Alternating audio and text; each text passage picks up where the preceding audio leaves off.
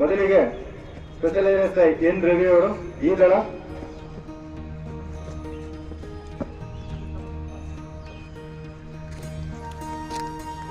ಸದೈವರು ತಮ್ಮ ಕರ್ತವ್ಯವನ್ನು ಶಿಸ್ತು ಹಾಗೂ ನಿಷ್ಠೆಯನ್ನು ನಿರ್ವಹಿಸುತ್ತಾರೆ. ಹಾಗೆ ಉತ್ತಮ ಸಮಯ ಪಾಲನೆ ರೂಢಿಸಿಕೊಂಡು ಮೇಲಧಿಕಾರಿಗಳ ಪ್ರಶಂಸೆಗೆ ಒಳಗಾಗಿ ಈ ಒಂದು ಪ್ರಶಂಸಾ ಪತ್ರವನ್ನು ಈ ಕಾರ್ಯಕ್ರಮದಲ್ಲಿ ಸ್ವೀಕರಿಸುತ್ತಾರೆ. ನಂತರ DC 267 Bharat Kumar N E ದಳ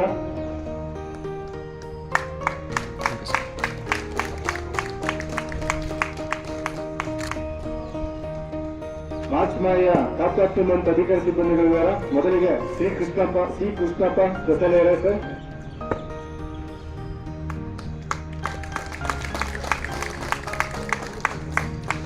ಹಾಗೆ SC 151 ಕುಮಾರ ಟಿ ಎಫ್ ದಳ,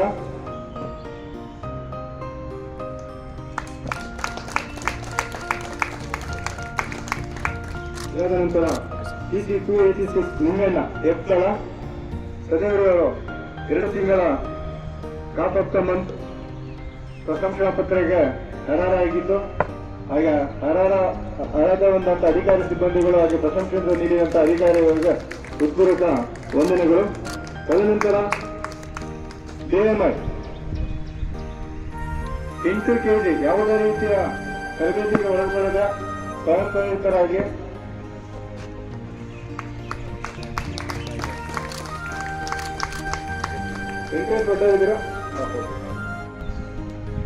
ಶಿವಕುಮಾರ್ ಇವರು ಸಹ 8 kg ತೂಕವನ್ನು ಕಡಿಮೆ ಮಾಡಿಕೊಂಡಿರ್ತಾರೆ. ತದನಂತರ ವೆಂಕಟೇಶ್ ಭಟ್ಟಾರ್ ಅವರು ಎಷ್ಟು ಕೊಟ್ಟರು PC 436 ಇವರು ಸಹ ತೂಕವನ್ನು ಕಡಿಮೆ ಮಾಡಿಕೊಂಡಿರ್ತಾರೆ.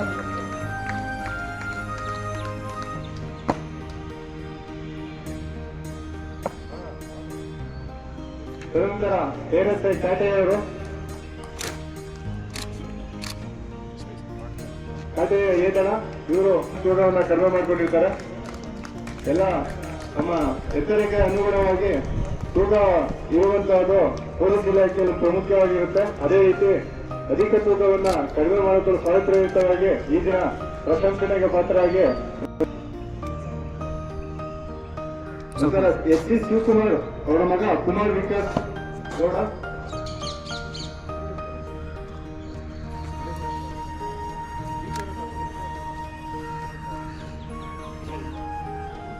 ಅದನಂತರ ಶ್ರೀಮತಿ ಶೀಲಾ ಮಗ ಕುಮಾರ್ ದಿನಾಕರ್ SK, ನಂತರ ಭಾಸ್ಕರ್ ಕುಮಾರ್ ವಿಶಾಲ್ ಬಿ ಭಾಸ್ಕರ್ ಅವರು ಬರಬೇಕು.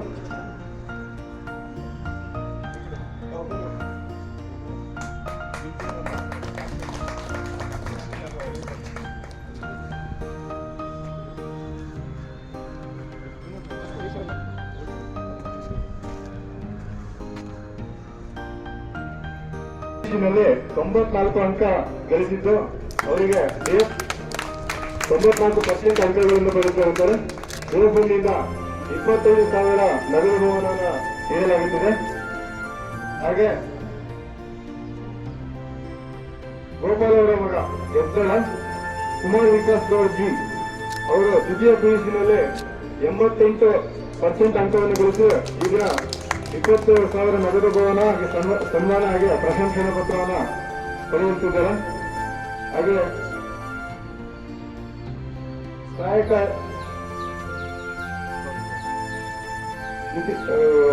ಶೀಲವರ ಮಗ ಕುಮಾರ್ ದಿನಾಕರ್ ಅವರು SLCಯಲ್ಲಿ 85 ಅಂಕ ಪಡೆದು ಈ ದಿನ ನಗದು ಬಹುಮಾನ ಮತ್ತೆ ಸನ್ಮಾನ ಹಾಗೂ ಪ್ರಶಂಸಾ ಪತ್ರವನ್ನು ಸ್ವೀಕರಿಸಲಿದ್ದಾರೆ.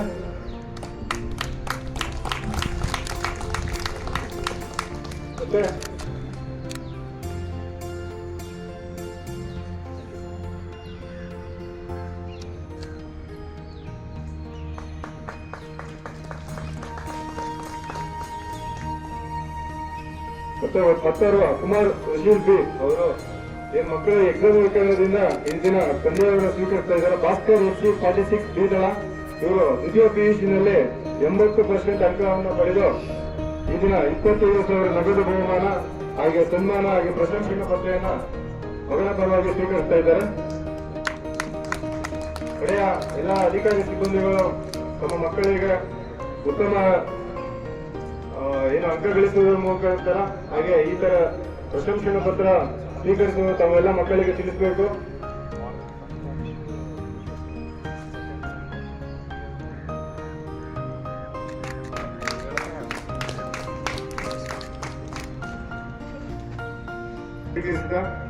ಎಲ್ಲರಿಗೂ ಅಭಿನಂದನೆಗಳು. 45ರಲ್ಲಿ ಜನಿಸಿದ್ದು ದಿನಾಂಕ 25/5/1993 ಎತ್ತಿನ ಕಡೆ ಕೆಎಸ್ಆರ್ಟಿ ಶಿವಮೊಗ್ಗ ಘಟಕದಲ್ಲಿ ಪೊಲೀಸ್ ಕಾನ್ಸ್ಟೇಬಲ್ ನೇಮಕಗೊಂಡಿದ್ದಾರೆ. ಸದೈವ 20/6/2015 ಎಸ್ಸಿಗೆ ಮುಂಬಡ್ತಿ ಒಂದು ಮುಂದ್ರವಾದ ಘಟಕದಲ್ಲಿ ವರ್ಗಾವಣೆಗೊಂಡಿದ್ದು ತದನಂತರ 2015-20 ಸುಮಾರು 5 ವರ್ಷಗಳ ಕಾಲ ಎಎನ್ಎಫ್ ಕರ್ತವ್ಯವನ್ನು ನಿರ್ವಹಿಸಿದ್ದು 12/7/2022 ಸ್ಪೆಷಲ್ ಹುದ್ದೆಗೆ ಮುಂಬಡ್ತಿ ಒಂದು 1ನೇ ಪಡೆಯಲ್ಲಿ ಈ ದಳದಲ್ಲಿ ಕರ್ತವ್ಯ ನಿರ್ವಹಿಸುತ್ತಾರೆ. ಸದೈವ ತಮ್ಮ ಸೇವೆಯಲ್ಲಿ ಮಹಾರಾಷ್ಟ್ರ, ತೆಲಂಗಾಣ, ತಮಿಳುನಾಡು, ಬಿಹಾರ ಇತರ ಕಡೆ ಚುನಾವಣಾ ಬಂದೋಬಸ್ತ್ ಕರ್ತವ್ಯದಲ್ಲಿ ನಿರತರಾಗಿರ್ತಾರೆ. ಸುಮಾರು ಇವರು 31 ವರ್ಷ 10 ತಿಂಗಳ ಕಾಲ ಸುದೀರ್ಘ ಸೇವೆಯನ್ನು ಈ ತಿಂಗಳ ಕೊನೆಯಲ್ಲಿ ವಯೋನಿವೃತ್ತಿ ಹೊಂದಿರ್ತಾರೆ. ಸದೈವರು ತಮ್ಮ ಸೇವಾವಧಿಯಲ್ಲಿ ಸತ್ಯ, ಶಿಸ್ತು ಹಾಗೂ ನಿಷ್ಠೆ ಕರ್ತವ್ಯ ನಿರ್ವಹಿಸಿ ಹಿರಿಯ ಅಧಿಕಾರಿಗಳ ಕಂಪನಿಯ ಪರವಾಗಿ ಕಂಪನಿ ವತಿಯಿಂದಾಗಿ ಅವರಿಗೆ ಒಂದು ಸನ್ಮಾನ.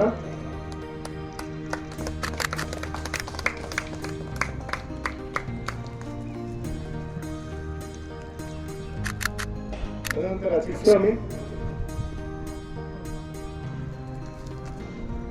19/5/1993 8ನೇ ಪಡೆ ಕೆಎಸ್ಆರ್ಟಿ ಶಿವಮೊಗ್ಗ ಘಟ್ಟದಲ್ಲಿ ಅನುಯಾಯಿ ಹುದ್ದೆಗೆ ನೇಮಕಗೊಂಡಿರ್ತಾರೆ. 2021ರಲ್ಲಿ 1ನೇ ಪಡೆ ಕೋರಿಕೆ ಮೇಲೆ 1ನೇ ಪಡೆಗೆ ಬಂದು 2022ರಲ್ಲಿ ಅನುಯಾಯಿ ಜನರ ಹುದ್ದೆಗೆ ಮುಂಬಡ್ತಿ ಒಂದು 1ನೇ ಪಡೆಯಲ್ಲೇ ಕರ್ತವ್ಯ ನಿರ್ವಹಿಸಿರ್ತಾರೆ.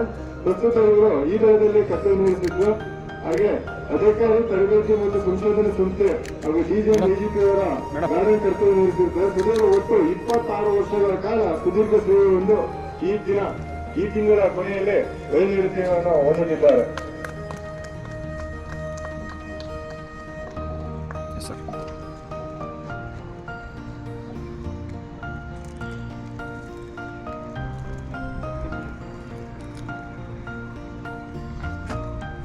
ದಿನಾಂಕ 17/3/1952ರಲ್ಲಿ ಜನಿಸಿದ್ದು 19/5/1993ರಲ್ಲಿ 7ನೇ ಪಡೆ ಕೆಎಸ್ಆರ್ಟಿ ಮಂಗಳೂರು ಘಟಕದಲ್ಲಿ ಅನುಯಾಯಿ ಹುದ್ದೆಗೆ ನೇಮಕ ಹೊಂದಿರುತ್ತಾರೆ.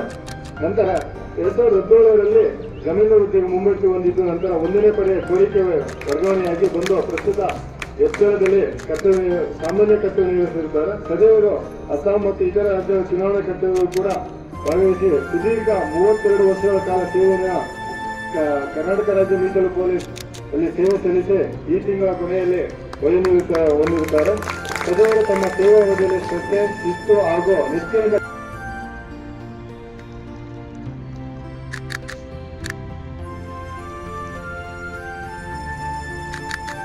ನಿಮಿಷ ಸರ್.